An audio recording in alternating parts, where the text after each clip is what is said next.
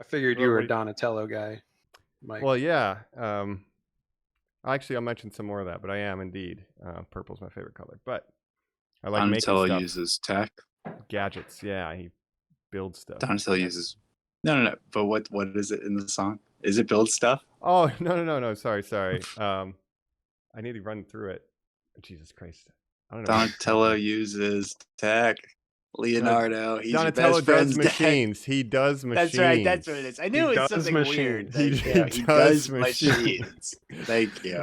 My job is just machine. Yeah, he is. He's the Ken of... Yeah. Let's go. So your bronchitis. Yo. Let's get the goods. Where have you been?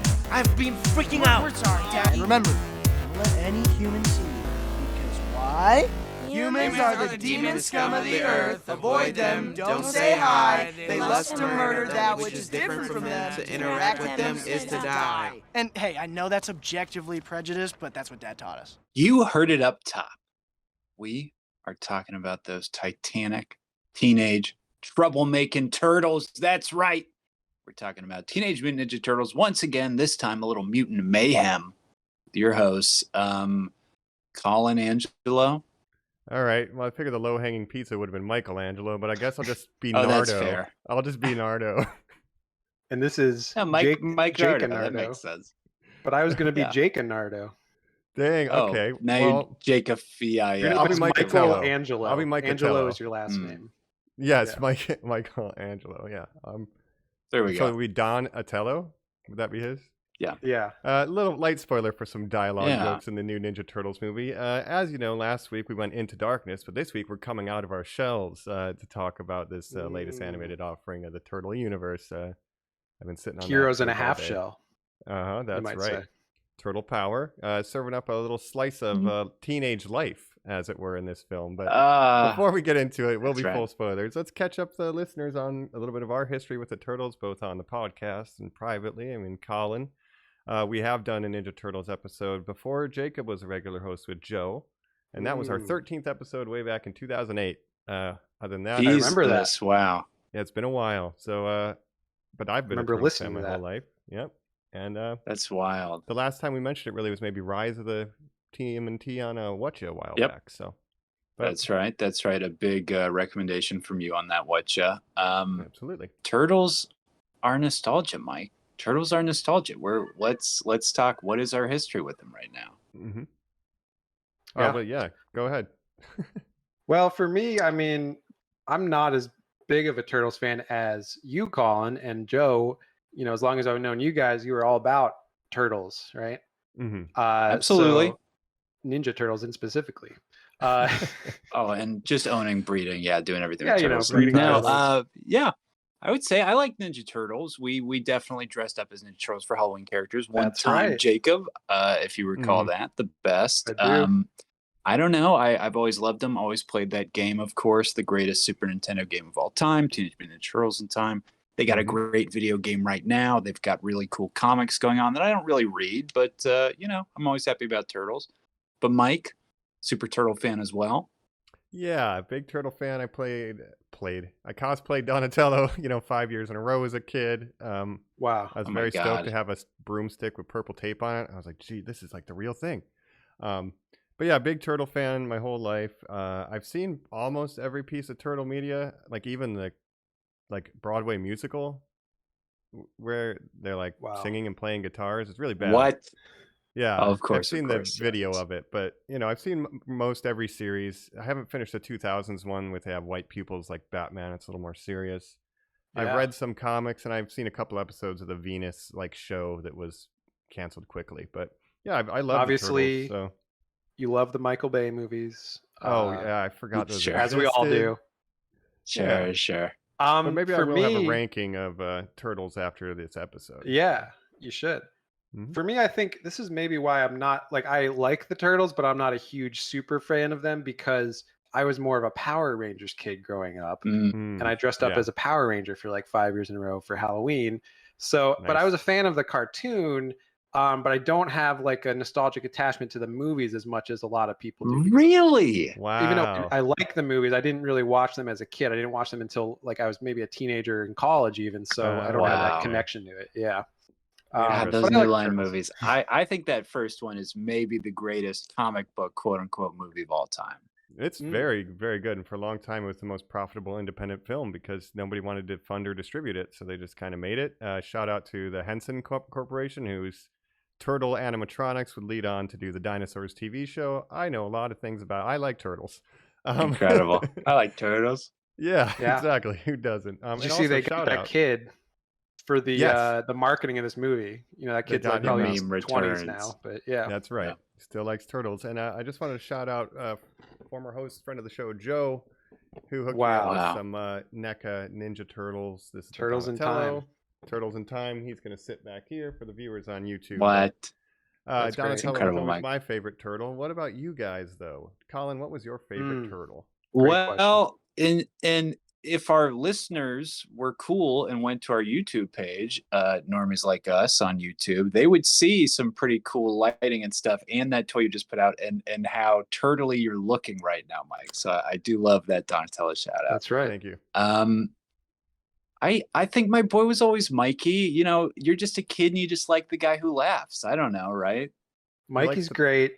Talks about pizza the most, and I was into that. Yeah. Yeah. For me, this might be predictable for me if you know me. I like the color red. I like the aggressive fighter guy a lot. Sure. So Raph was my guy. Just like I was a Red Power Rangers fan. Yeah, I was a Raph guy, but even though now I kind of lean more towards Michelangelo because I do like the more comic relief guy. I think I like Sai versus Nunchuck. Very interesting. Yeah, right. Sorry.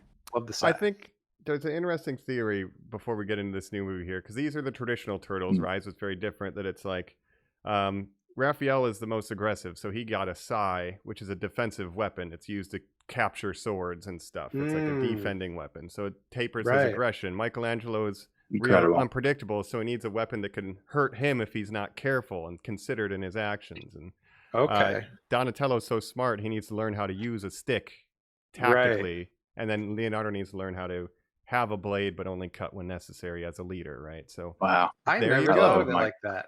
Very deep. That's really beautiful. That's great. About turtles too much, so turtle power. Not my theory, just parroting it. But so yeah, we like the turtles. I think there's also a lot of other mutants that are going to be causing some mayhem. So maybe without further ado, it's time to hop into the sewers, grab a slice, grab your skateboard.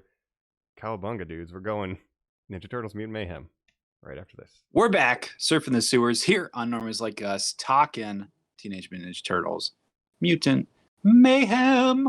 As we promised, we're going to be talking a lot of mutants right now. We're going to be talking a lot of spoilers. And we're going to be talking about this newly released movie. Yeah, that's right.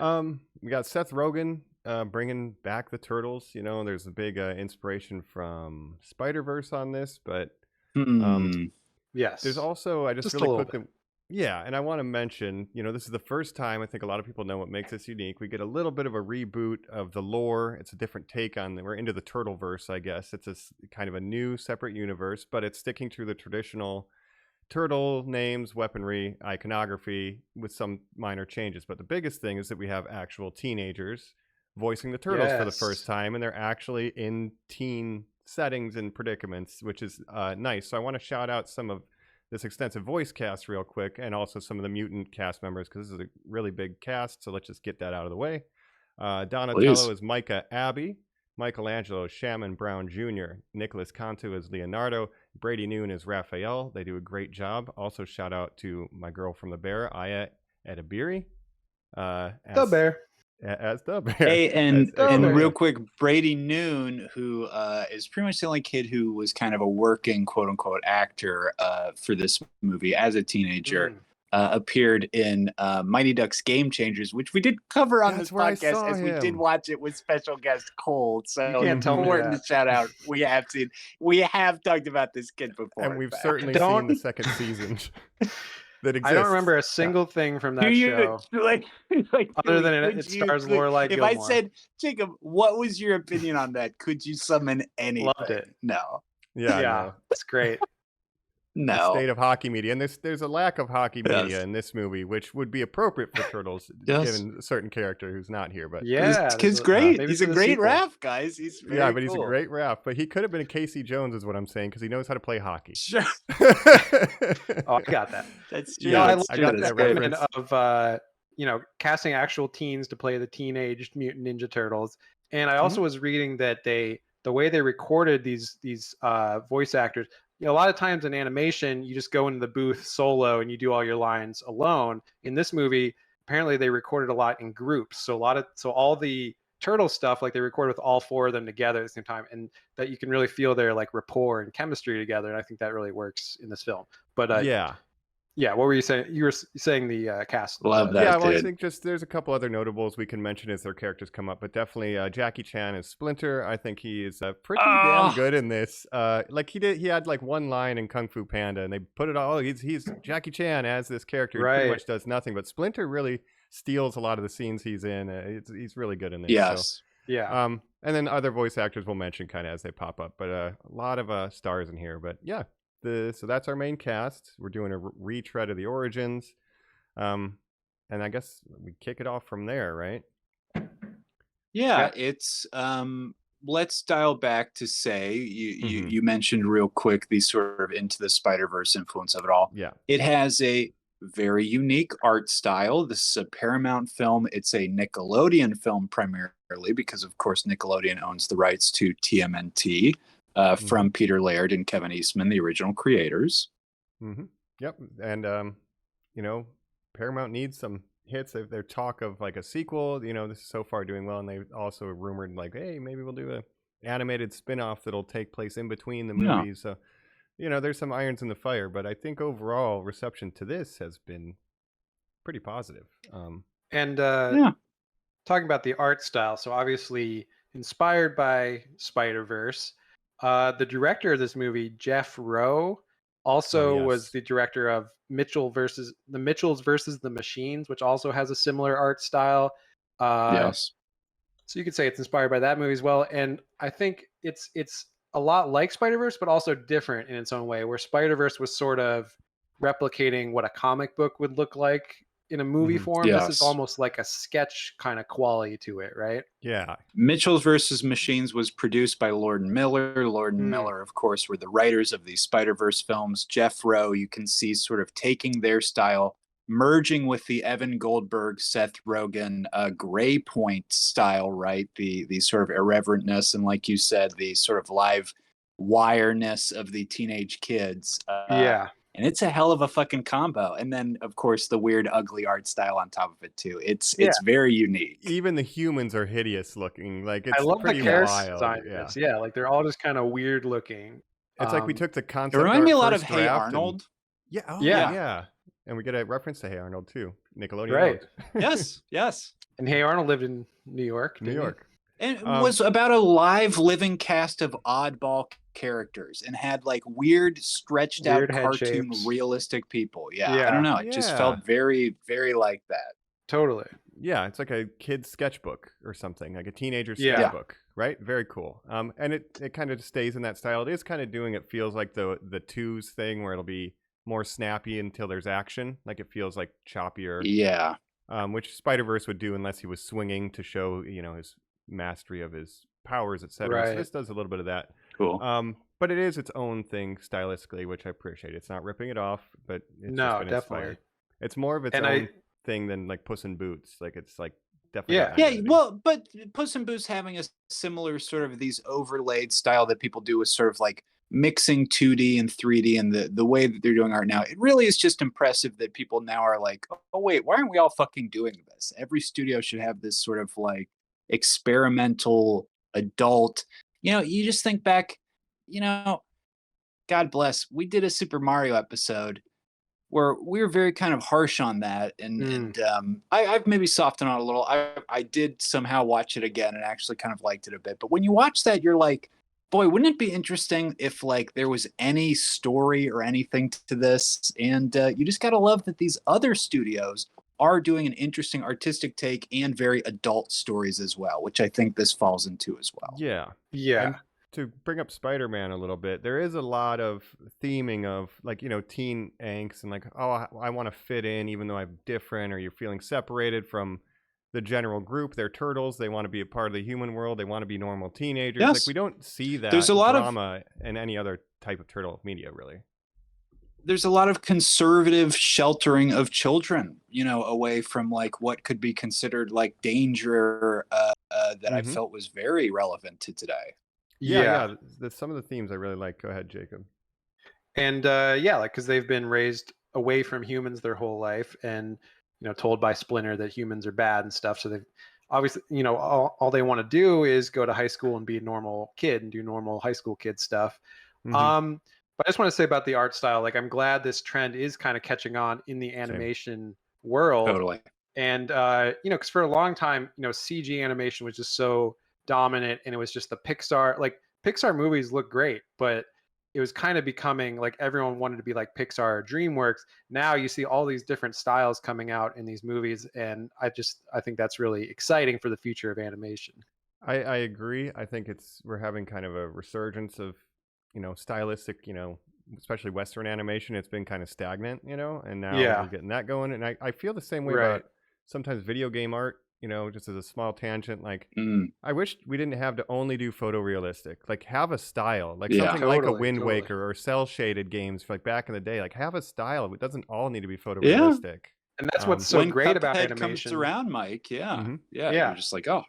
And animation as a medium, you can do so much with it. It doesn't just have to be photorealistic. And like this movie, obviously, it's not photorealistic. Like people look weird. Everyone looks kind of weird and off. But like that's what animation is so great. It doesn't have to just be, normal looking. So I love to see it. Yeah. Yeah, it's absolutely great. And so that's kind of the backdrop. Another thing too is basically this entire film is taking place at night because we're very much in the perspective of the Ninja Turtles, and they can only come out at nighttime. It's a very specific moment when that changes. But yes. This whole movie, the atmosphere of New York with the sketch pad, it's gritty. It's like its own take of New York that feels distinct and appropriate for the Turtles while not being at all what, Spider-Verse did. So I like this version of New York. It's perfect for the Turtles. They've always been a New York crime-fighting team. I love that. So that's cool. I will say this is where I'll make my sad point. I don't know if you guys had experiences seeing this film. I saw it in Tennessee, visiting my mother. I saw it with my mother and with my brother. We saw it at a local chain called Hall Cinema, and it had a number next to it. I won't tell you what that is because I don't want anybody to kill my mother, please. Hall Cinema. It was clearly like a bowling alley that had been converted into a movie theater, which was very interesting. And you would buy your ticket and they'd tell you very clearly where to go into because you could only sort of get into the rooms, where you were seeing your movie. And the bulb for the digital projector was so burnt out that the entire viewing experience was almost pitch black, that I could barely see the image. And especially when they were in the sewer, if they weren't using their cell phones to illuminate themselves, you almost could not see the image. Wow. That said, I still had an amazing time. I loved this movie, and that kind of is the power and triumph over it. But it is an extremely dark-looking film, Mike. And you hear a lot of like directors rallying, like Paul Thomas Anderson's a big person on this, who are like, the upkeep of theaters is not something theater chains pay for anymore. So it is an unfortunate occurrence that this could, if normies don't know about that. Yeah. That does suck. Yeah. If only these executives could maybe put money into things outside of themselves that would can't benefit. do that. No. But this no. It's a studio made thing. Wow. Look at you go, creatives. Like, damn, okay, we got a good one. We got a good one out of them. So that's great. Yeah. And I also liked, just on the art style really quick, the like I said, the character models are great. And the turtles specifically, a lot of times the turtles are depicted, they all look the same basically, except different color masks. But I like that each of them kind of has their own personality to their look. And like they have different like body sizes and stuff, where Raph is like bigger and Mikey's like a skinny guy. Yeah. So I really like that aspect of it as biggest head. Yeah, he makes that joke about the watermelon. Yep. Yeah. And we get, that's a little bit of a rise thing too. Like that's where we've had really different physical silhouettes for the turtles. And right, that's true. Yeah, in 2000, the 2012 I think Nickelodeon series has like a little bit of variation. Like Donnie's got a gap tooth, and they're starting to do it. But I like how clear it is in this version. Definitely. Yeah. Yeah, but we do see them. They're out on a mission. Leonardo's doing the Batman voice, like he's a tough guy. We kind of get a recreation of the animated series opening. Going across the roof, which was very cool. They have the white eyes. Yeah, which is classic. Kind of the original look. And originally they all had red bandanas, like according to the comics creators. Like the cartoon introduces our colored bandanas, etc. But they kind of bust out into a joke, and we see them teening around. They have to go get groceries by sneaking into the bodega using stealth and bring stuff back. They end up watching a movie. They see Ferris Bueller. They want to be where the people are. They're having a little mermaid moment. They want to be a part of that world. Maybe one day we'll be popular like Ferris Bueller, and everyone will cheer for us. So they have this kind of desire to make a name for themselves, so that people will be like, oh, they're so cool and popular. And I guess the vehicle for that is 15 years earlier. We see Baxter Stockman, famous turtle scientist, voiced by Giancarlo Esposito. Love it. He's trying to make a bunch of mutants in a secret lab. TCRI is a company trying to get his lab. He has a bunch of mutant plans and schematics and baby animals and the mutagen, and they bust in. Basically, he has to throw stuff down the drain and kind of ditch stuff. And long story short, some mutants are created in hiding, and one of the tubes is in the sewer, and that created the turtles and Splinter. But in this universe, it is only animals turning into mutant humanoid creatures. Whereas in the cartoon, Splinter is a human who turned into a rat. This is more only animals. I guess that's true. Yeah. Yeah. But in the movies, he's a rat who just turns into a big dude. So that makes more sense, I think. But and his number one pet, or his number one baby, is Superfly, right? Is a little fly. So maybe we'll see him later. Voiced by Ice Cube. And so Baxter Stockman's thing is, he never got along with people. He never got people, but he always understood animals. So he wanted to create a family for himself of humanoid animal friends, because he loved animals so much. He wanted to have a family with his animals. And Superfly was his favorite son. And so 15 years later, that's kind of now a crime spree happening. There's some villain named Superfly. We don't know if it's a mutant. Interesting. But someone calling themselves Superfly is stealing a bunch of tech. And the turtles think, well, if we can thwart that guy and do it on the news, then we'll be famous and everybody will love us because we did this cool thing, and everybody will see it and think we're so cool. And that's kind of where we begin our journey of them trying to do heroic things against Splinter's advisement. He really does. Well, yes, I was going to say, Mike, they're going to need some help to get to that, but first they need to overcome these hurdles, which is that their father is so overprotective. And I just think Jackie Chan is so fucking good in this, and he's so funny in these parts. We're getting our first setups of the milking stuff. He's so worried that if humans catch these kids, they will be milked. His delivery is impeccable. He is someone who I believe he is canceled. It's always my question, like I had with Shia, where I never know what's going on, but I say, it's to me in the past, he was so important. I don't know. That's the thing, right? It's wrong. Yeah. I liked him in this movie, but it is kind of hard to separate knowing certain things about him as a person. Okay. I don't think he's fully canceled, but there are things that like maybe he's not so great. Like, and he's playing a dad in this movie, but apparently he's not so great of a dad in real life, so it's kind of hard to separate that in my mind. Well, his character is not in a model parent. He hasn't done anything he's a very illegal or anything like that I know of, but just certain opinions that he might have and that kind of thing. So I'm really glad everybody voices their political opinions publicly at all times. I'm glad we live in that world. Yeah. But his performance in this is good, and I like some of the changing of the lore where he he was ostracized too. Like, what do humans hate the most? Well, a rat. He didn't. It makes sense, in. right? All right, we'll go up there. We'll try it out. They get fucking punked. They go back down. He says, "You know what we need to do? Protect ourselves. Plug the VCR in." And I love. Let's watch some Jackie Chan movies. Yeah, they should have shown previous. Oh, go ahead. No, it's okay. You go. Well, they did show a scene from Legend of Drunken Master. They showed a clip of that Jackie Chan movie, but various DIY home self-defense programs and kung fu movies, and I like that too. It gives me like Wu-Tang vibes of like, you know, this kind of kung fu New York thing happening.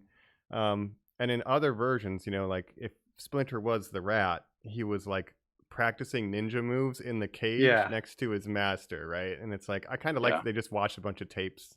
I love that too. Yeah. They learn, you know, they watch on tapes, watch YouTube and stuff. And Splinter, you know, he's not Master Splinter really in this movie. He's just a rat that turned humanoid that's afraid of humans because, you know, as a rat, people treated him like people treat rats. Yeah. Yep. So it all makes a lot of sense, the backstory in this movie. So he's like, he's so protective. You must know how to protect yourself. It's like if Laurie Strode raised you. Like, you know, you need to know how to have a gun. Michael Myers is out there. It's bad. You're not going outside. Right. It's like this helicopter parenting that he's doing. And they're teens and they're rebellious and they want to get out there. So there's a little bit of friction with that relationship. Come on, Dad, you know. There's some great personality being reflected when you're getting like Leonardo sort of just being like turning them in and everybody being like, you know, you're sort of like a kiss ass and stuff. Don't rat us out. And he says, don't use that word. Yeah. Hey. That's I'm just feeling that the cast is very diverse and I am liking that they feel like individual 4 cool characters. They really do. The personalities are very distinct and separate. And it, like Jacob said earlier, the way they banter back and forth and like kind of talk over each other, it really feels like brothers, you know, and like teams. Yeah. It's great. Totally. I think that dynamic really makes this movie what it is. Yeah.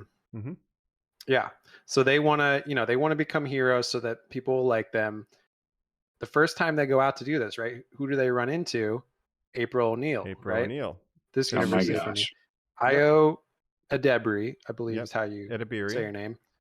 I believe it's if I'm wrong. Adebri. Yeah, but I'm not 100% sure. But either are. Anyways, The Bear, your favorite show. The Bear. Love it. Yes, Chef. Blowing up right now.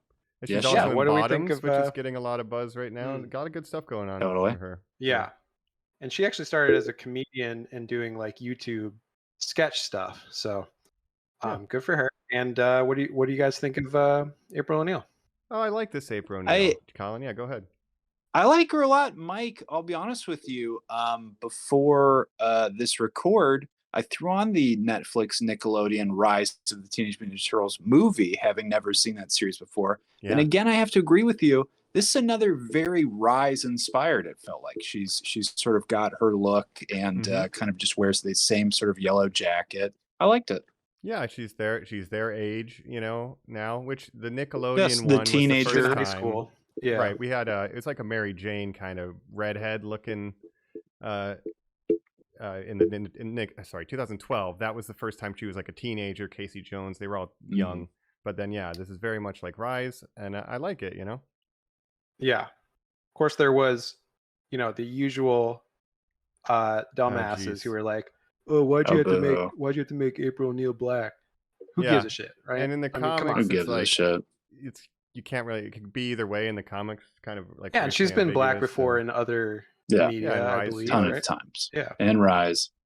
So people are idiots and they're going to make YouTube videos. So of course, I think she's great. She's really relatable. And when we learn her backstory, I think she's pretty funny and sympathetic, you know. But yes, agreed. She's investigating Superfly too because she wants to get the scoop so that she can redeem herself too, right? Yes. And it's interesting because she wants to be a journalist, but she gets basically stage fright when she's on camera and starts puking everywhere, basically. It's called Puke Girl. Puke Girl, right. Puke Girl. She gets her moped stolen, and the guys have to go save it. And we get this great moment where they get to be vigilantes for the first time. And unlike Batman, where it's always going to be this sort of like hard-worn, ooh, I'm testing myself, whatever, you kind of get 4 fun teenagers who realize very quickly, like, oh, we're very good at this. We're actually going to like dominate these normal guys after a little bit of shenanigans to start. Yeah. And I love that. I do enjoy that shenanigans. We see a little bit in the trailer. They throw a ninja star and it like gets stuck in his leg, and things are kind of going wrong at first. Donnie's got such a high voice. It's great. I love this Donnie portrayal. Yeah. I thought this scene in the garage was great. The fight scene. It's interesting because you have to do convincing fight scenes where, you know, one of the character has swords, one of them has the sai, these are like sharp things that would be cutting people and showing a lot of blood and stuff. So to get around that, you kind of just have to fake it. And I think this movie does a decent job of like, they're fighting, they have their swords, but they don't really, not like cutting people's arms off and stuff. Right. The thing Nickelodeon hates the most about Teenage Mutant Ninja Turtles, Jacob, since they've owned them, is that they have weapons. It's always, I mean, you're 100% right. I don't agree with you as much. I think it's fine. We get like this fight where they use them. You know? But then the rest of the movie, they just literally don't use them at all. I know, but he has swords. It's just something where you just have to say, like, he has swords. I don't know. They have to be robots that they fight. I don't know. Well, that's what the TV show did. The Foot Clan is all robots. You just make the foot. Yes, exactly. Same as the Wolverine problem. Like, he can't use his claws on anything because he would be murdered. I know. You got to get around it, though. I don't know. I don't know. The Leonardo paradox. Yes, I mean, it is. They turned Michelangelo's nunchucks into a yo-yo in the second season of the cartoon because they couldn't broadcast it in Europe with nunchucks. You know, they have a weird nunchuck phobia in the UK. And they're called the Teenage Mutant Hero Turtles because they also have a ninja phobia in the UK. Oh, guys, come on. So when they're saying Teenage Mutant Hero, like that was a reference. Like they make a direct reference to the name change when they're trying to figure out what to call them. But that just seems Asia-phobic to me. Yeah, come on, England. You have tiki masala as your national dish. How dare you? Right? But pizza's a national dish of these turtles, and they're kicking butt in the garage, you know. But I do like at first they drop their weapons because they're kind of moron, like they don't know what they're doing. So the first part of the fight, they're improvising and using the car door and this and that, and it's reminding me of stuff from Ninja Turtles 2 when they're fighting in the junkyard. There's little nods here and there to that, but it's also like a nod to like a Jackie Chan style improv fight, which I really appreciate. Like that's kind of his MO, and they have that in them. Yeah. And when Splinter does fight later in the movie, I felt like that was really a nod to Jackie Chan's fighting style too. And the office share stuff from Turtles to the movie, which if you've seen, you know, there's a big office share. Well, so it's a nod to those.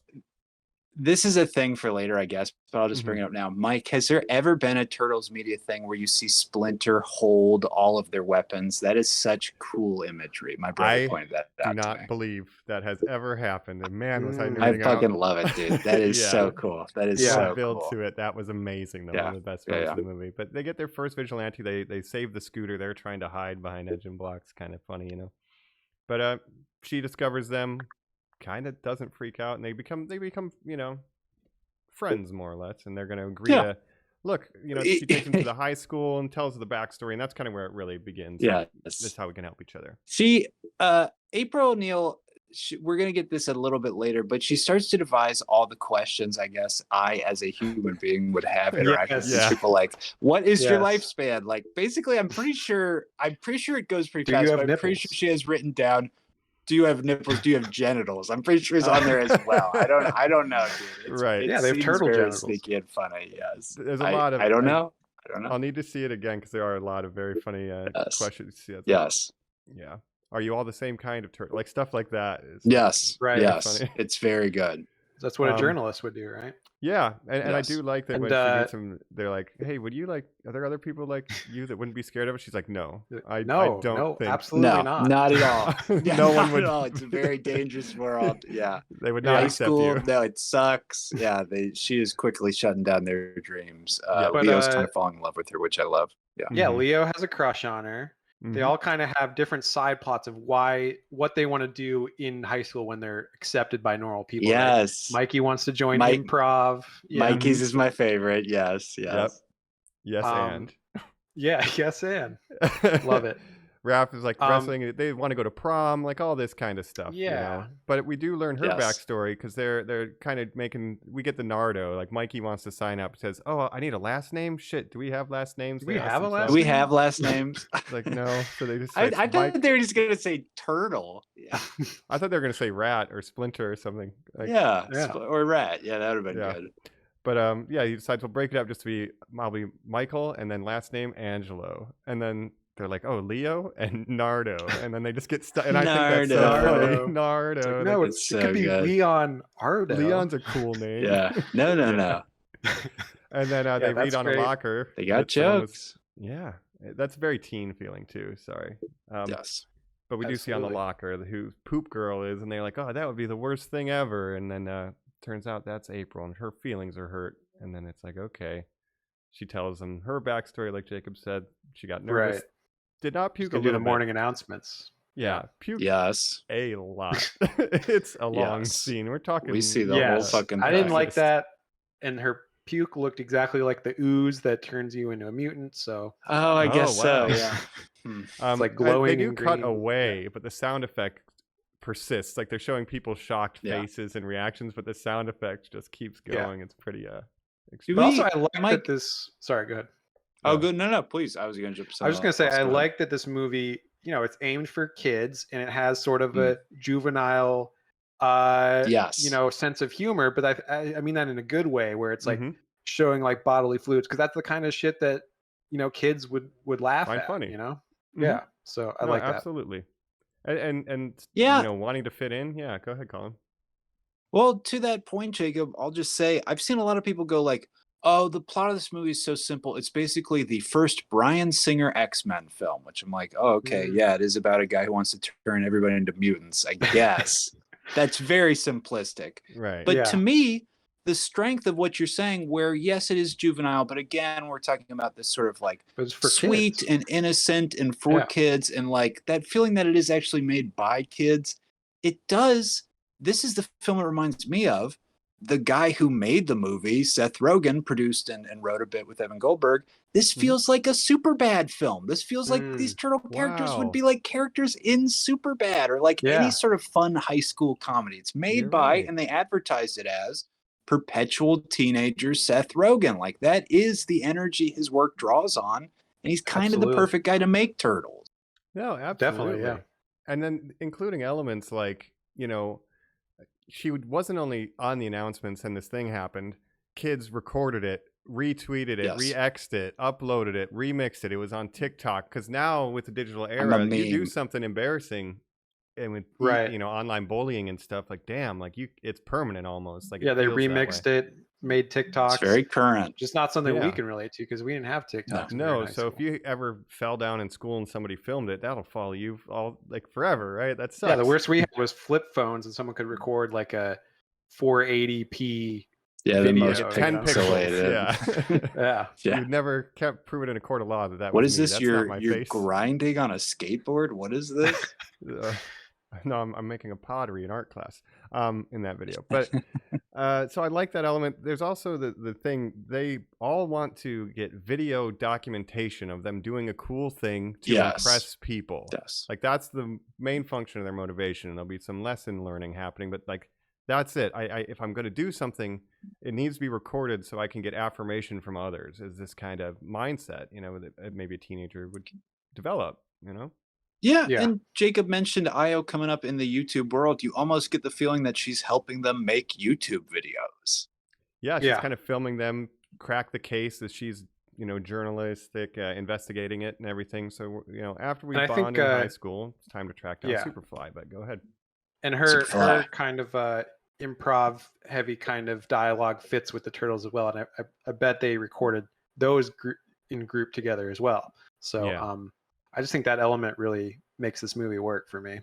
The core 4 plus April is great in this as our ensemble. But of course, we also have the mutants, right? Which we're getting to. Yeah, let's meet them. Yeah, so we find out Mayhem. Superfly's got a drop. So they get the drop on the droppies. They have a great scene where they have to beat up all the gangsters and talk to the gang leaders. And I like that side-scrolling, almost like a video game, when they're cutting between turtles doing the same action to different enemies. Very cool shot. Have to say, very, very love well that. done little action sequence. Normal great Ned music. or something. Yes. Normal Ned. Yeah. I love these Haircut characters. Steve, mustache guy. And yes, it pays off to, we're all working for Superfly. Once he's done with you, he kills you. He's stealing components of XYZ. Very nefarious. Yeah. And now we go out to this drop, and the Turtles go to meet him. And boy, are they surprised when it is, in fact, Baxter Stockman's Fly still alive here 15 years later as a sort of patriarchal, monstrous strongman to a group of mutants. Yes. He's got a whole crew. They think they're going to get the drop on a bunch of thugs and get it on video. Yes. We did it. And man, they're not prepared. Yo! Norman Leary has a crew of turtles. Like, he's calling out. He's like, that's great. He's got turtles on the see the payroll. diversity. Yeah, turtles on the payroll. and they're like, "Oh, you guys are like us," and Superfly is basically like, "Oh, you guys are our cousins, basically." So yeah, they all hang out. Little cuz. Yep. And let's talk about the mutants. That's how they endear him, right? He's like, well, I like that. That's cool. Yes, yeah. I like that. The thing we saw in the trailer a lot, but they kind of changed the reference here, and I liked playing it against Ice Cube, who plays Superfly. Let's talk the mutants. I want to shout him out first. Yes. I think he just has such a cool yet menacing voice that it works really well for what they're doing with Superfly here. Yeah.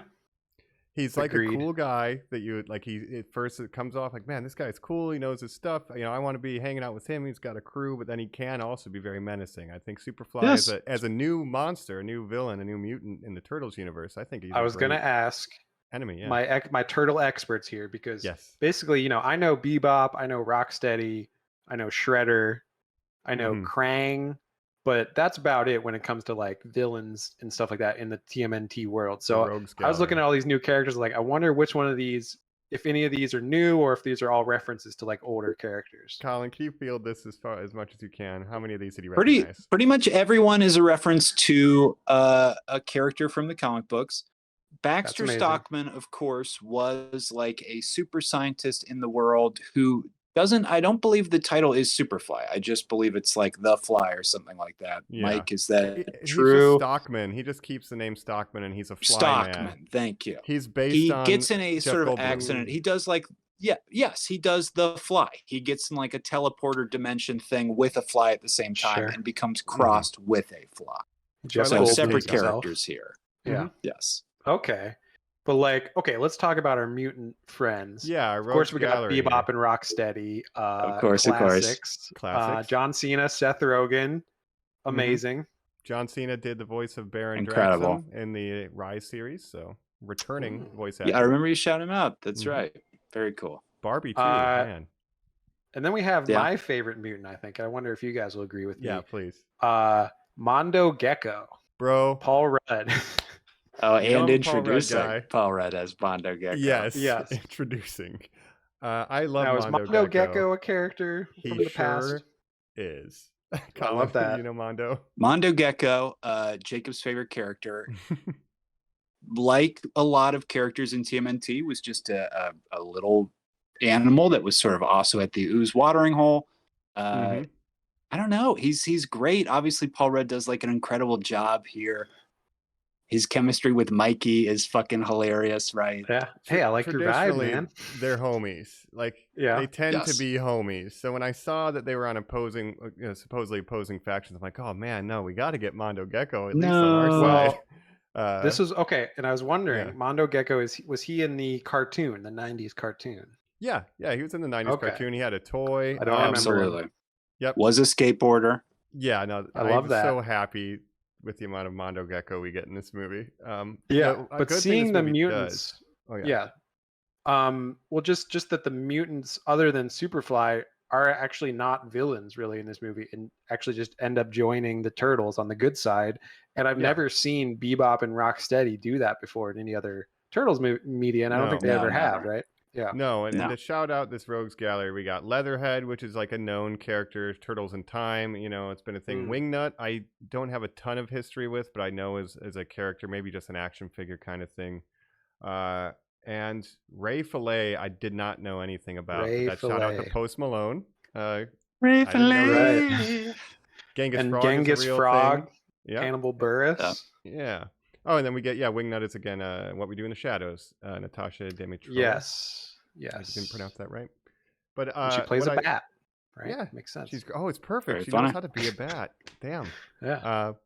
But what I like about this movie is you get a lot of action from mutants that are normally sidelined. A big issue we've always had with like the first animated Ninja Turtles movie was like, why do we have random villains? We have such a cool Rogues Gallery. Let's do that. Or we never got Bebop and Rocksteady until like the second Michael Bay movie, and it's like, what is happening?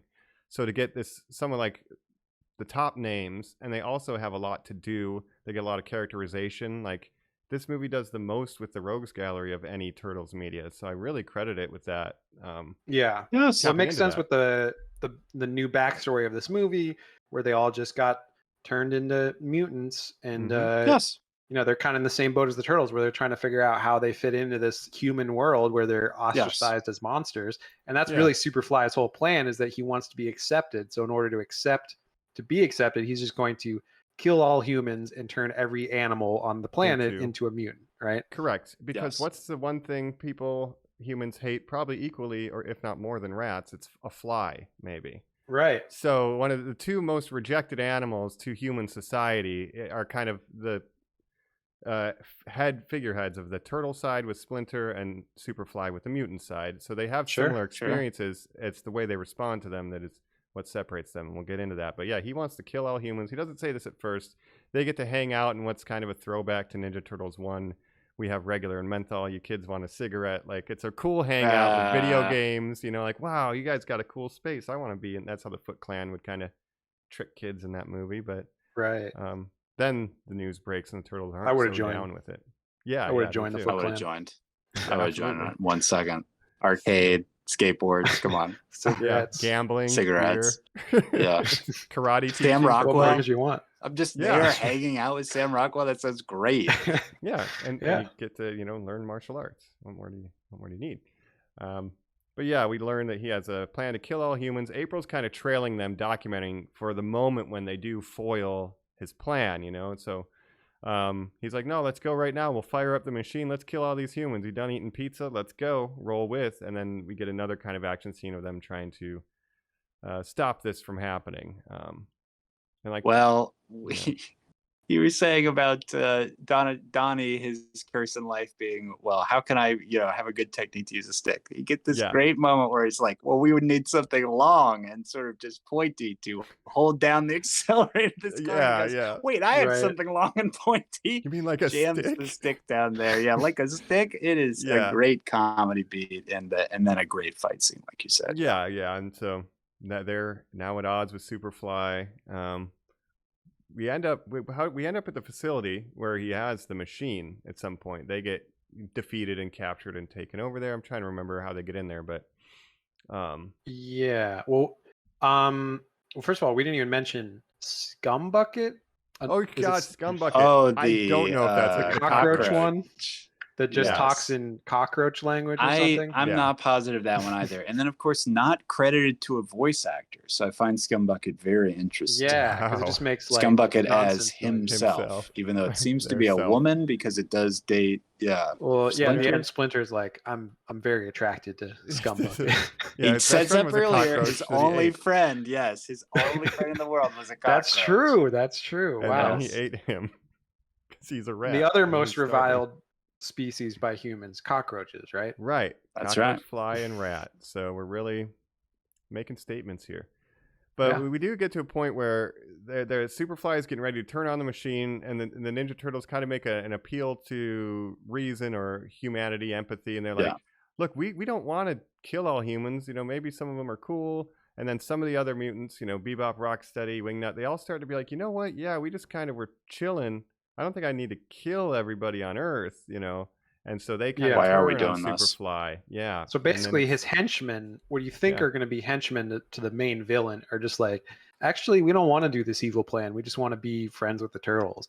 I don't think I've ever seen a movie like do that before where and like Bebop and Rocksteady, you're expecting them to be, minions, right? And then they're like, no, we just want to chill. So I thought that was family. Super fun. That's the twist on the head, and what makes it so great, that origin story you guys were talking about, of tying it together with all of the mutants being created at once and making Superfly this elder in the community. Yeah. And so sometimes if there's just a dominating personality type in a friend group, even like everybody does what he says, if someone just says, hey man, I'm kind of not down with that, it might cause more people to stand up for themselves too. He literally shouts out too, I'm like your dad, except I'm not a punk. I go through with my plans. I'm not like Splinter. So I'm not hiding playing from the two off each other. Yes. Yeah, because Splinter just wants to hide and just, that's how he deals with it, where Superfly's like, I'll just kill all humans and just take the world over for myself. Take what I want, yeah. So we get a fight scene, which I think is really good, showing all of the mutants trying to take down Superfly or just distract him long enough to turn off the machine. We're just trying to pull some switches, unplug wires, whatever we can do to shut this thing down. And it's a cool back and forth of, overpowering, then you know, I like this fight, I think, and it's cool to see all the different mutants, you know, chipping in, Wingnut flying people up high, and Mondo Gecko. It really reminded me of the most recent Spider-Verse, you know, because all the different, you know, things and the kinetic. But, you know, again, it was cool. It was very cool. Yeah, and then I like what, especially when he goes, it's Mondin time, and he Mondo's all over. Yeah, he just kind of like rolls around. We do, however, luckily destroy the machine. Somehow we were able to pull enough wires, distract him long enough that the machine is going to now fall into the water. It crushes Superfly, goes under the water, and in a Ninja Turtles 2 turn, hey, what happens when a gun that turns things into mutants goes off underwater?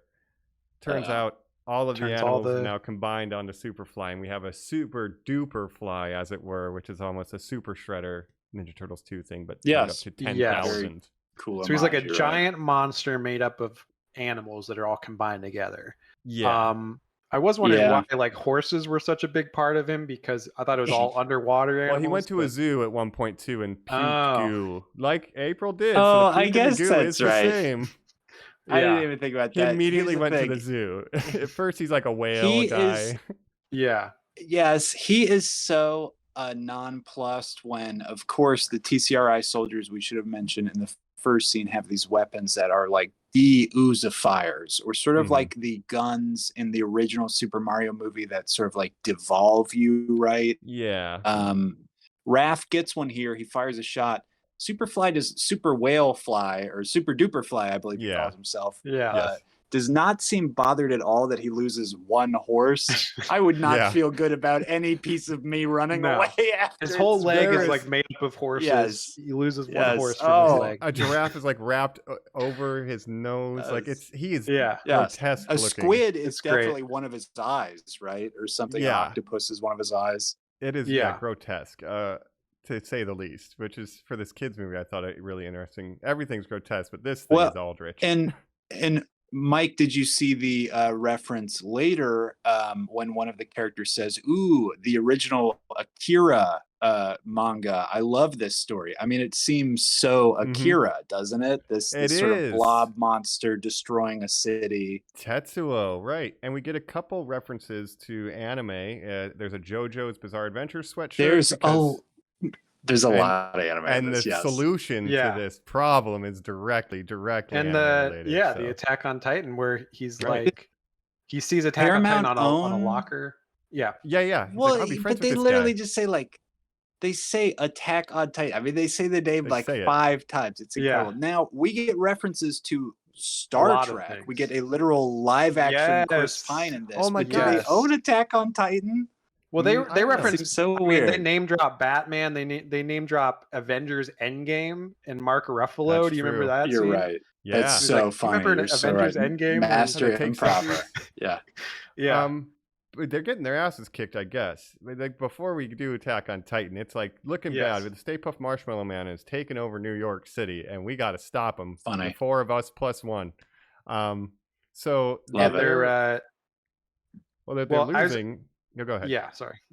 I was just looking on Wikipedia the plot, because I was trying to remember, did we skip over when they get captured by the organization and they get milked? Oh my gosh. Yeah, we have not mentioned Cynthia Uttram yet, who is the head of TCRI. They are captured at one point, and yes, Jacob, Splinter's biggest fear occurs to his teenage being boys. milked by humans. Oh yeah, they're trying to steal the device. They're gonna get milked. Superfly gets it back Mikey, and leaves them, and the cops think of pizza. Pizza has dairy in it. Dairy's milk.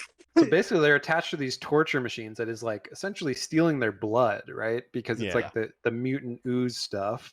And they want this organization wants these powers and stuff. So this all happens before the big fight scene finale. Right? Yeah.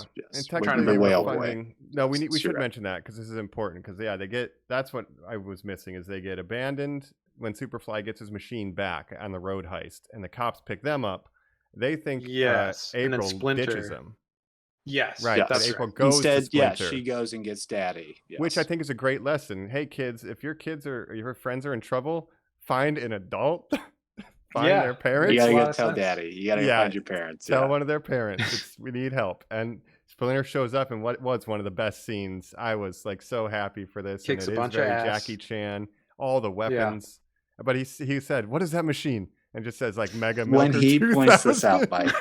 When they are embarrassed to say it is finally paid off that his fears have come to light. It is comedy gold. Yeah. Well, the whole time they're gonna milk us, and like everyone they say that's the fear. Like you don't even have nipples, and it's like it's like keeps happening in the plot.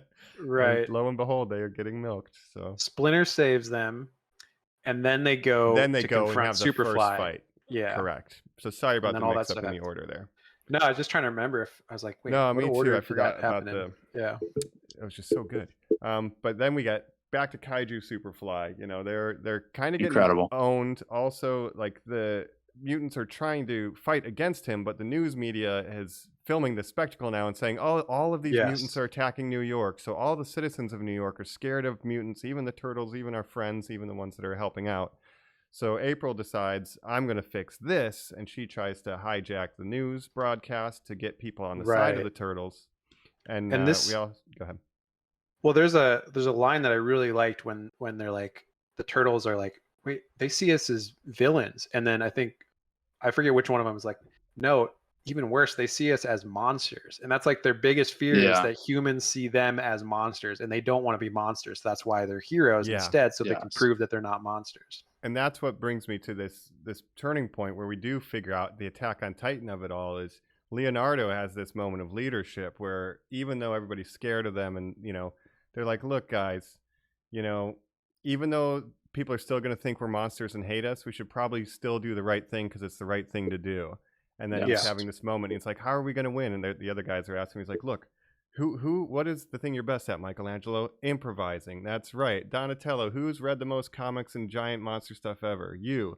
What would you do? He's like, it's Attack on Titan. Raphael, you need to be go channel as loud that aggression. As you've ever gone. Yeah. Go loud. Go loud, buddy. So he's leadering the fuck out of it. Yeah. Yes. Loud as you've ever gone. Yeah, and I love it. And they're like, well, I feel like a leader. And then, oh, you ruined it, and they're back to being brothers. Yeah. But I love that speech where they're like, sometimes you just do the right thing because it's the right thing, not because you're personally going to gain from it. That's a big lesson. Yes. Exactly. And then there's 100%. Also the scene where they get knocked down, right? And one human approaches them and helps them up. And it's the first nice human. Splinter breaks his leg. And a human is approaching him, and he's so scared for his life. Yeah, and then the human says, do you need help?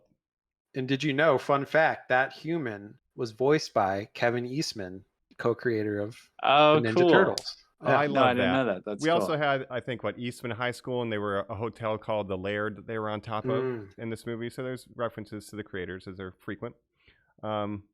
Casey Jones has an Eastman hockey stick in some series instead of an East Wing.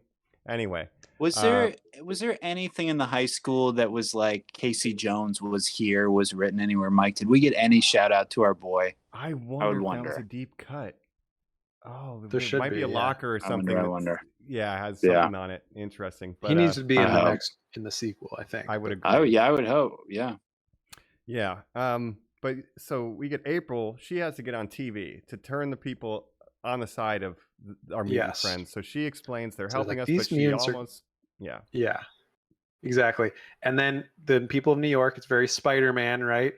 Mm-hmm. You mess with one of us, you mess with all of us. We're I was New hoping York, you would baby. say that. yeah, absolutely.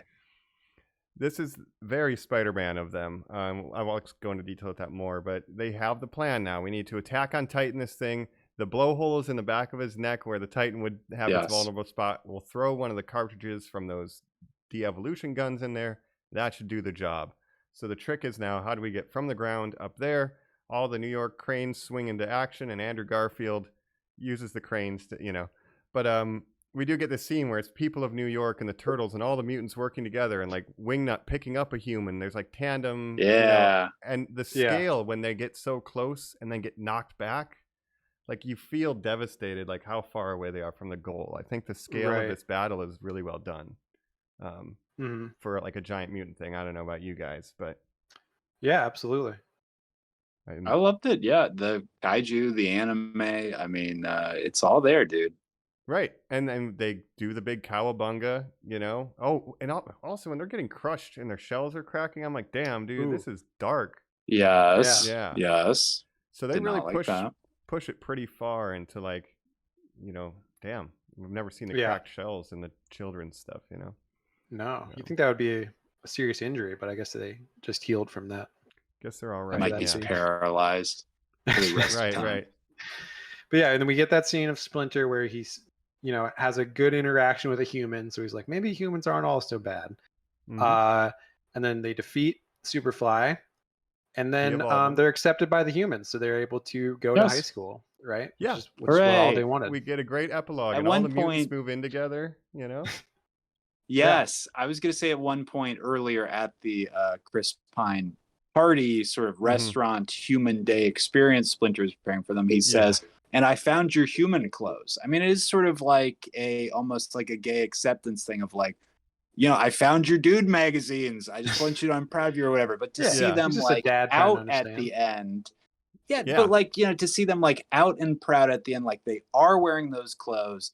They're doing the prom thing that they talked about. And we get this series to show like all the things they went through, all the clubs they joined, all their little individual things. It's a really great wrap up. You feel very fulfilled by these characters. Yeah. They all kind of get what they wanted. We've never seen that. We've never seen the Ninja Turtles get to go to high school. And I think it's just super that's great. So funny. Yeah, and they leave the masks at home, but they're still, you can tell who's who because they're so characterized. The mask. Yeah. I think it's wonderful. And then Splinter's like, you could come home, just find a sewer. If you get scared, you can come back whenever you want. There's plenty of sewers around, It's the dad. And he's now in love with, I don't know, Scumbucket. Scumbucket. The grossest thing alive. Happy family. But I loved getting to see them go to high school. I think you're beautiful. Yep. Oh man, then he kissed her and it's intentionally gross out. Right. And then we get and then Leo asks April to prom because he had a crush on her since like he first met her. And then she's like, but just as friends, right? And he's like, what? So they're kind of leaving it open for maybe later down the line if they make more movies. Yeah, I have to go on record as saying I'm never into the romance side of the Ninja Turtles with human characters. Maybe that's reductive of me. Maybe it's, I don't know. No. Whenever I allow it in Gargoyles, Mike, where I'm like, okay, Goliath does end up with a human, and like the Beauty and the Beast of it all, I am sort of like it. I guess I have to give it the thumbs up. I guess interspecies, go but for it. Donatello generally in the most iterations has a crush on April. Like in the. But what are the turtles supposed to do? Would be like, they're not going to fuck each other. A girl turtle their age, right? They're supposed to fuck each other. Venus de Mello exists. They're cousins. Oh God, yeah. They should intentionally be getting ooze and splashing it on girl animals. Oh man, that's the next movie. They should be creating women for themselves. That's very teenage of them. It's weird science. Do the weird science plot. Right. It is very weird science. Maybe that would have flying in the 80s. No, not for the kids movie, but it is nice to see them bringing it back to the high school life that they never got to lead. And it makes me think, where they're going to go after this, and maybe that's where we can kind of dive into as we will go to. We get the wrap ups in a bit. The Splinter tease right at the end, where the mean lady is like called the Splinter. Oh, the Shredder. The Shredder. Sorry. Right. Splinter. The Shredder. Tease at the end. So that's our because they're in high school and it's very public. The turtles are at high school, so Utrom is literally like, I guess it's not going to be that hard to find these mutants. I guess I can't kill these kids. I'll just hire this guy. But I know where they are, so we'll call this Shredder. I wonder how they're going to do that. I think it makes sense to have the first movie. The villain is Superfly, someone that's not super familiar. But then if this one's successful, then they can tease Shredder for the next movie and bring in more, legacy characters from the Turtles franchise. So, potentially shifting loyalties could have Bebop and Rocksteady switch sides, or you never know. And a little lore references: the Utroms are the race of aliens that are Krang from Dimension X. They're all Krang or Utrom. And her little glasses are very similar to that body that Krang has. So I suspect there's a little brain lady inside of that lady controlling. I would assume so. She's the Krang. Okay. Yeah, yes, that makes a lot of sense. I always wonder why they never really did Krang in the movies, because in the show, in the 90s show, like Krang, I feel like there's a lot of Krang episodes. He's from like my memory. Shredder's his Yeah. underling. He's always Yeah. trying to open a portal to Krang. Dimension X. Yeah, it's his thing. But in Rise of the TMNT movie, it's the Krang. It's 3 Utroms, 2 brothers and a sister. They're really and cool. Yeah, so Okay. that's where I think the second one will go. More traditional iconography with the Shredder. And again, he's not really related to Splinter in any way that I can discern, but maybe they'll have something. Well, yeah, I we'll have to see owned what a this rat Shredder... and I flushed him down a toilet. I worked at a restaurant. Oh, I tried to okay. shred him. Yeah. I think in the next movie, you know, That's the Mike.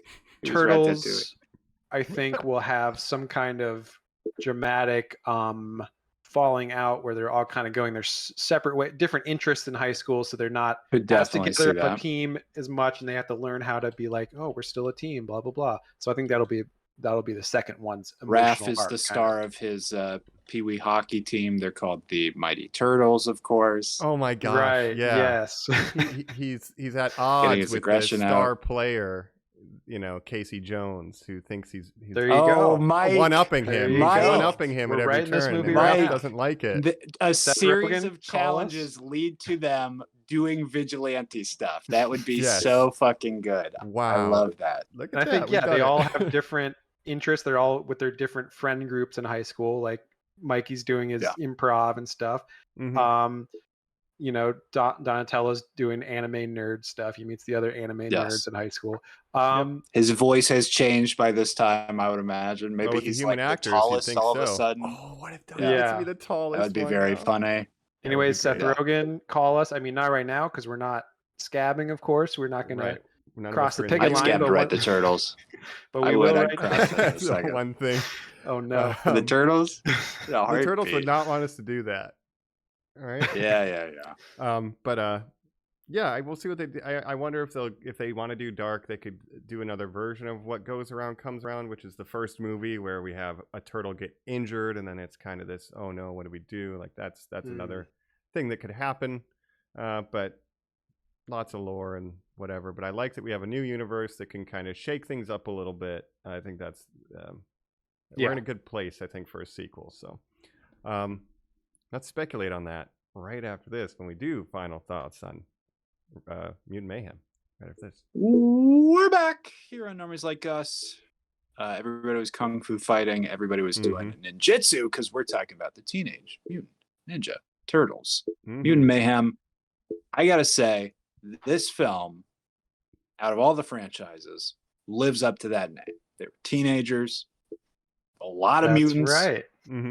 There was some, you know what? I guess ninjutsu. The ninja part is the one where they're least the lightest. Yes, which is an interesting angle. Yes, but that's something for the sequel that they can. Yeah, well, and they are turtles. They're very much turtles.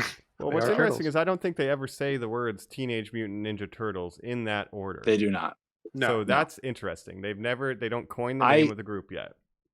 When she is reading off her list of, you're telling me you're some sort of turtles that interact with the ooze, you're waiting for the very lazy. You're telling me you're some sort of, let me see if I've got this correct here, Teenage Mutant Ninja Turtles? And it really never comes. And I think that, again, kind of speaks to the quality of this film, which is that it zigs where it could have zagged. It remains unexpected. It doesn't go for the easy joke. And I do like that they play up the teenage aspect of it more than probably any other property before this, where they're literal teenagers voicing the characters and they feel like teens. And that's always something that, like, you know, in the show and stuff, they don't really feel like they feel like maybe they're in their 20s or something. They're like young dudes, but they don't really feel like real teenagers. That part of it, Jacob, used to mean that the white 40-year-old voice actors would be like, you mean surfer dude for all four of them? And they're like, yeah, teenage means surfer dude. Yeah. Radical. Oh my God, we incepted that. Yeah, I know. Yeah, it's right there, dude. And all of that was the cartoon, because the comics are dark. The comics are very, very dark and serious. Yeah, right. So, the whole Surfer Bro pizza, all that is kind of from the 80s, and it's that iteration. The cartoon and then which I prefer live action movies. Yeah, and the different colors. I mean, I think that's what the definitive vibe is. I think the comics now even do different color bandanas, so it's snake eating its own turtle. But I like that this movie takes the Teenage Mutant Ninja Turtles and turns them into the Spider-Men they always are meant to be. Yeah. Like now they can have a complicated teen existence with their super ninjaing duties. We can have those stories being told going forward.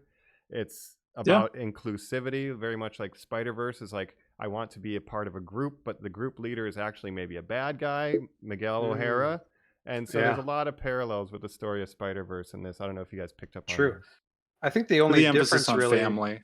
Yeah. The only difference I think is that they don't have secret identities because they can't really hide their identities. Even if they have masks, they're still obviously giant turtle men.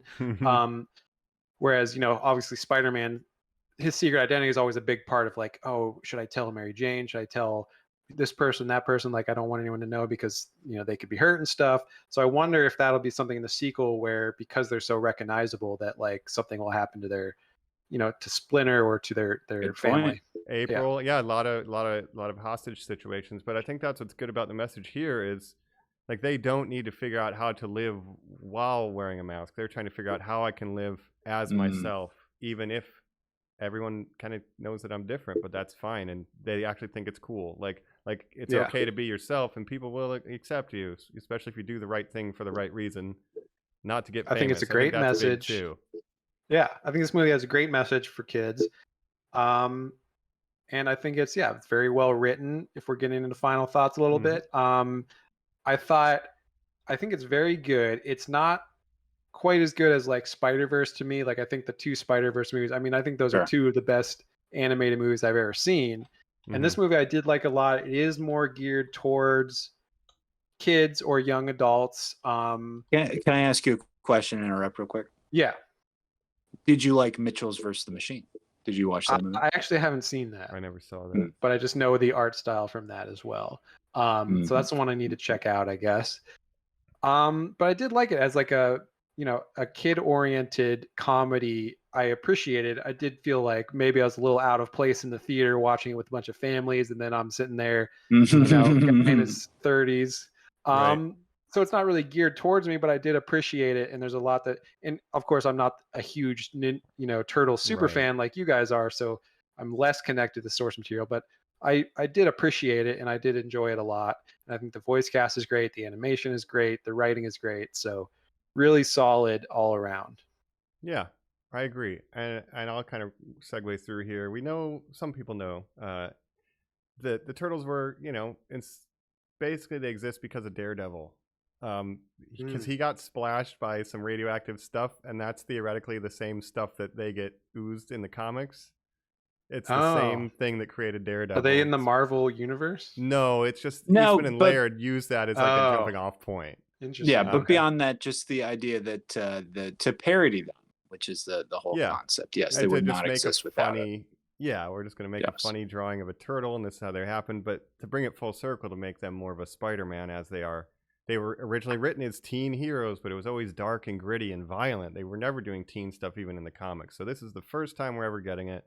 And I just think that's a nice kind of full circle thing. Like they finally are becoming aimed at and kind of portraying the demographic that they were always meant to. Even though we enjoyed them when we were kids, this is a great spot for the franchise, or at least I think version.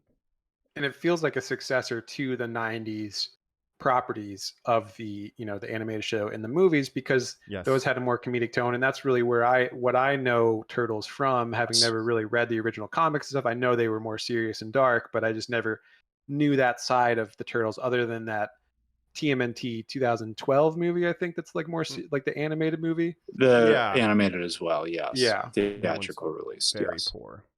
Yeah, but that was like a more serious take on them too, right? And the 2003 animated series, or early 2000s, where they have the white pupils, that's a little bit more serious, but it's not like anything crazy dark. But to me, the Turtles are they do know ninja skills, but they also love pizza. They love goofing around, and they love saying cowabunga and stuff like that. Yeah. So. I want Mike to finish up his thoughts. I have one quick question. Jacob, you said you did Power Rangers instead. Did either of you guys fuck with any of the other knockoffs? Obviously, of course, the big one was Street Sharks. Street Sharks, yeah. I have a list. Not really. I don't remember much about Street Sharks other than Biker Mice from Mars. Biker Mice from Tell me your Mars. list right now, dog. Gargoyles. Real Cowboys of Moo Mesa, Space Apes, Gargoyles. The Biker Mice was a deep cut. I'm glad you had that. But Real Cowboys of Moo Mesa is probably one of the most obscure. But I've never heard of Dinosaurs. I definitely did not mess with that. Okay. Yeah, so I do all of them. This was it for That's me. amazing. This little genre. And then I never wanted to be a Power Rangers ripoff. Yes, that was a Power Ranger ripoff. VR Troopers. Guys, I never wanted to. Yes, but back to the teen, the Street Sharks of it all, where it's like, and sort of what felt like the vibe of TMNT. I never wanted to be a teenager who, through monstrous experimentation, became an animal that would do like a sport or an activity. No. It always bugged me. I wanted to be the human who hangs out with them. Yeah, or I'd rather be like a Spider-Man where he gets bit by a spider, he gets the powers, but he gets to turn into a giant spider. Please do not turn me into a spider. I don't wish to be a turtle person. No, please, Mitch please, McConnell's please, got please. that on lock. Yes. But yeah. I just it's great. It's my second favorite Ninja Turtles movie, I think, after the original. And nice. It has a lot of Easter eggs and references. We get the Go Ninja Go song briefly. Like there's a lot of love for lifelong Turtle fans, right? They need a Vanilla Ice cameo in the next one or something. Yeah, I read an article, Jacob, that was like, and we didn't know if we were gonna get that song in there. We didn't know if it was gonna work.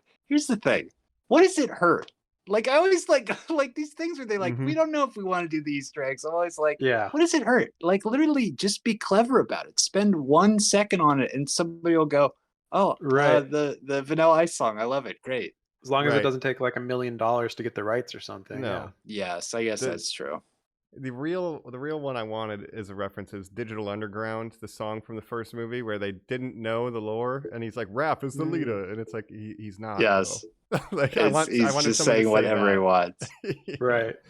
So give me Mike, the Digital Underground next time.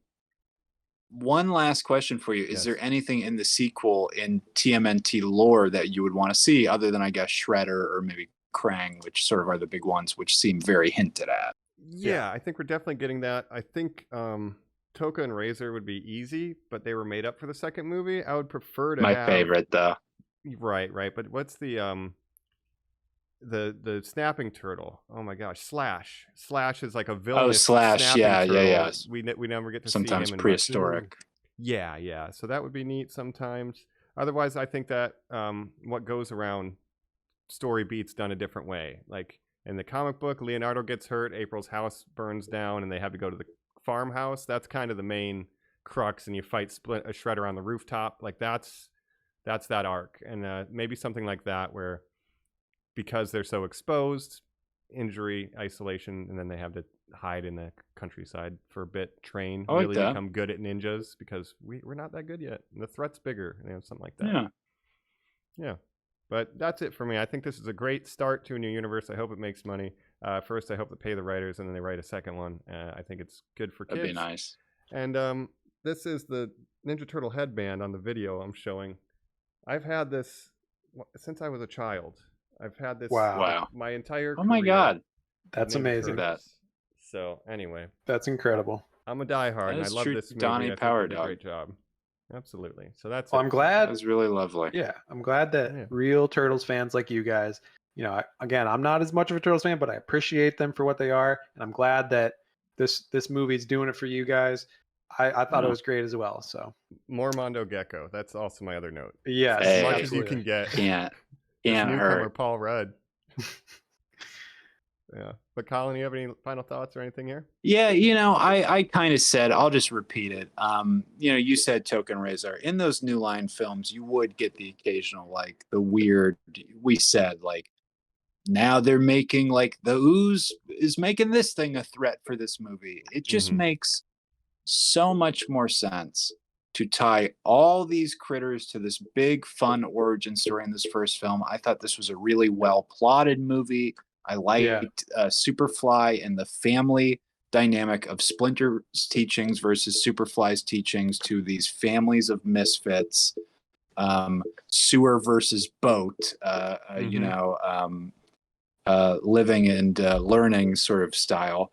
I just thought it was so clever. I said it, the thing about Mario where it's should these movies have morals and like themes. It's like, yeah, they probably should. And that this one asks some interesting questions and then puts it on top of a very fun teenage, frenetic, exciting experience is really cool. And I just could not have appreciated it more. Yeah.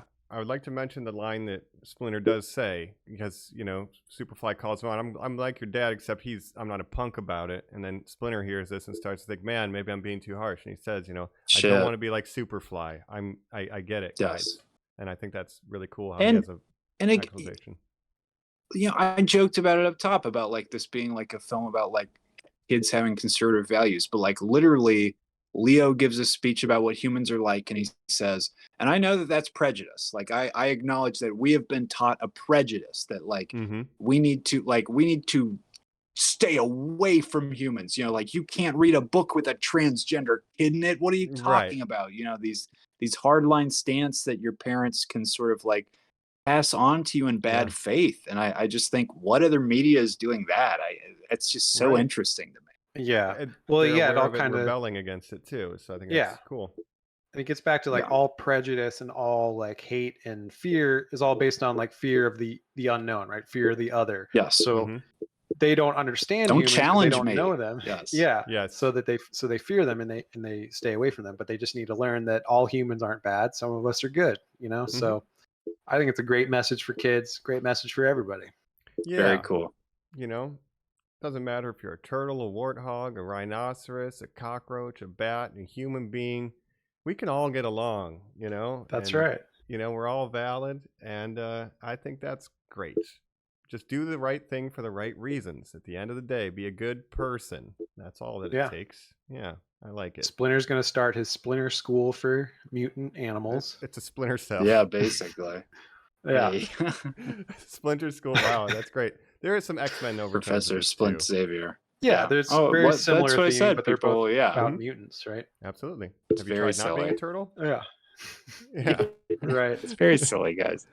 It's very silly, and I enjoyed it much. A kid's movie, but as an adult who likes the turtles. Thank you, Seth Rogen. But it's better than the Super Mario Brothers movie for sure, I think. And it's up there. Like, again, like I don't think it's as good as Spider-Verse just because I think Spider-Verse is so good, but it's really, really solid. Like a four-star movie for me for sure, which is, if you know my scale, four is good.